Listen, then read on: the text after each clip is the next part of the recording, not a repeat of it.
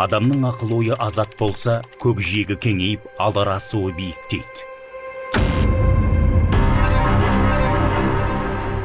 Ал санасы буквализмге байланса, арқандаулы аттай алысқа ұзамайды. Сол қазықтың маңында тұсауланады. Бұл жақтастарына манипуляция жасайтын деструктивті діни ағымдарға тән тактика.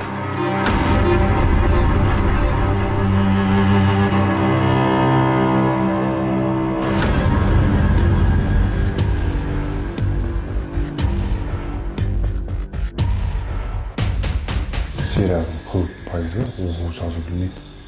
Мысалы, яғни білім жоқ. Даже сен өзің нені сұрасаң, ұлтын сұрасаң, олар білмейді. Нені оқпыш арабша дейді. Ол оқимайды арабша. Өздерін жазуын да білмейді. Мысалы, Сирияда бәрі нихаб кет, бірақ ұяқташы көбінесе қорқып оқитын намазды. 9 жасар қыздарды тұрмысқа беріп, біреу көріп қалған, таза мұсылман адам ондайға бармайды. Өзін білетін, мен білетін мұсылман адамдар ондай нәрсе істемейді. Сіз өзіңіз қызыңызға береміз ғой, мысалы 9 жасар қызыңызға мысалы бересіз біреу никак. Сіз айтасыз 18-де толмай қызым оқу бітірмей бермейсіз, дұрыс па? Мен енді ол мұсылман затты. Бүгінгі Сирия осындай, қираған қала, бордай тозған халық. Бұл экстремистік идеологияның салдарынан бірнеше жылға созылған қарулы қақтығыстың нәтижесі. Ал дүрбелеңге дейінгі Сирия қандай еді? Шөлді аймақта орналасса да, экономикасы қуатты, әлеуеті тұрақты, әлемге ашық, зайырлы мемлекет болды. Көне өркениеттің кіндігі саналды. Жер жаһаннан жиналған надандар болса, сол құнды тарихи ескерткіштерді түгел құлатты.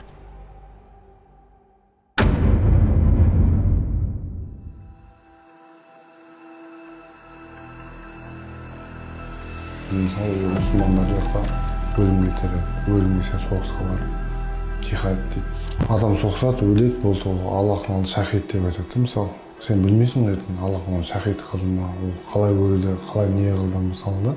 Екі бүліктің емі жоқ. Ол ұлтараздық алауыздық пен дінараздық алауыздық. Дін қай кезде өркендейді?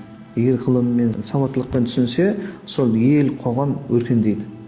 Ал енді ол дінді сауатсыздықпен, қараңғылықпен түсінсең, бір жақты көзқараспен оқшауланасың, ол мемлекет, қоғам өркендемейді, күйрейді.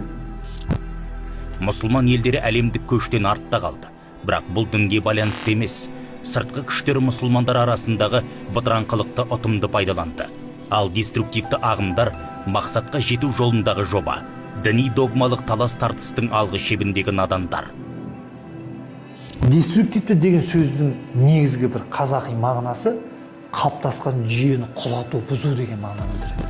Ол қалыптасқан жүйеміз не? Бұрыннан біздің ата-бабамызбен, дәстүрімізбен сіңісі біте қайнасқан шариғатымызды айтқанда құлату, жою, бұзу. Тарихты үңілетін болсақ, ұлт 1000 жылда немесе 500 жылда немесе минимальный 300 жылда бір ұлт жойылып отырады екен.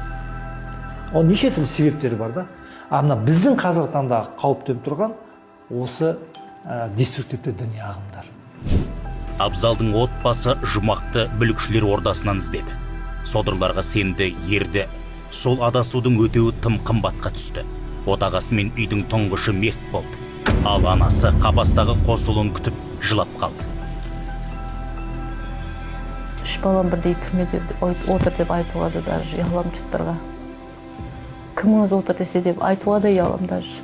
Олар менің күйеуімнің кесімінде сол жағдайға тап болды.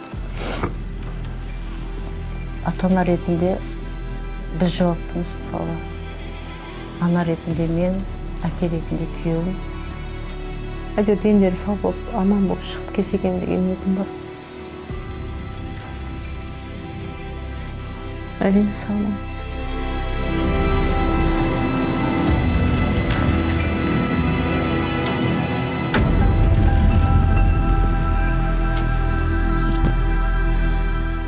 Радикал дінде қазір жүрген ағымдағыға әйелін орап, қыздарын орап мектеп бермейтін нәрсе емес.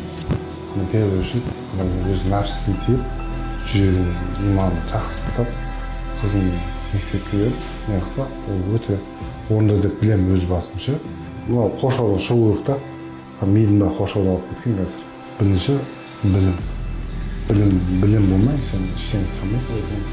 Ертең білім бермейсің уже ақыры поздно болады уже. Қазір Абзал Шымкент қаласы діни мәселелерін зерттеу орталығының мамандармен жұмыс істеп жатыр. Дерадикализация күрмеу қиын шара. Сондықтан теологтар да, психологтар да тартылған. Жалпы лаңкестікпен тіресте, радикалды идеологиямен күресте тұтас қоғам жұмылғанда ғана нәтиже болады.